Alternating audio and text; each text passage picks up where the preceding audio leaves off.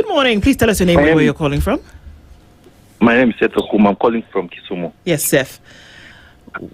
Here's my opinion on the visits to State House. Okay. I think the presidency is a symbol of national unity. Yes. And my opinion is that any person from any corner of this country should be able to visit State House. Okay. As to the cost implications that you keep on talking about and other Kenyans keep on talking about, I think every financial year their audit accounts on how State House spends money on what and where. And to state that the president cannot host delegations or attaching a cost to it is missing the point.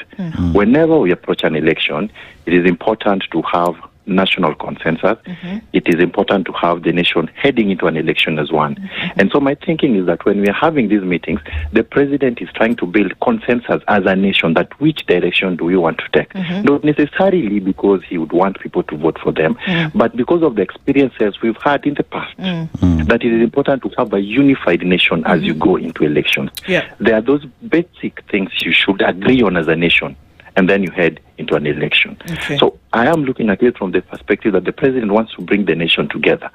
Whether they vote for him or they do not vote for him is immaterial. The point is that the nation heads into an election together as one. And my opinion is that you cannot put a cost to peace. You cannot put a cost to that. If that is what would lead Kenyans to having an election that is devoid of violence, an election that is free, an election that's fair, let us allow the president to do that. In any case, we elected him to represent us. If he's meeting people who are Kenyans, I don't see any problem in that. That will be my opinion. Is the country divided or fighting for the president to call meetings ostensibly to encourage peace as we head to the general election?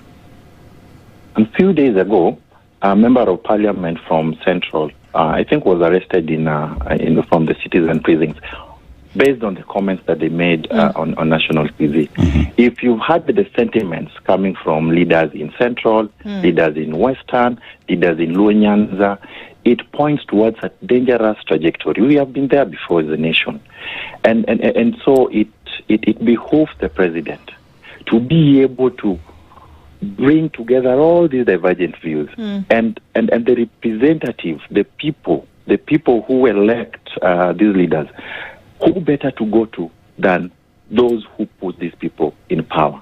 Because the leader might say whatever he or she wants, but the people who elect them, if you reach out to them and point out some issues to them, look, we are heading into an election, we don't want to have an election in this manner, it is easy. I think the direction this nation is taking, particularly with remarks, comments coming from all corners with elected leaders, if not properly checked, would not be proper. And I think that is what the president, in his own wisdom, is trying to do by building a consensus, meeting various people across the country. Do you think that the people who've gone for these meetings, and the last question to you, are of this understanding? Do you think, for example, that the I forget what we're supposed to call them now, the private security officers who went there on Thursday are in the same thinking, that they understand that this is about unification and peace building, and that's why they're there? Oh, he's gone. All right. But that's the question I think you can ask. Do you think that these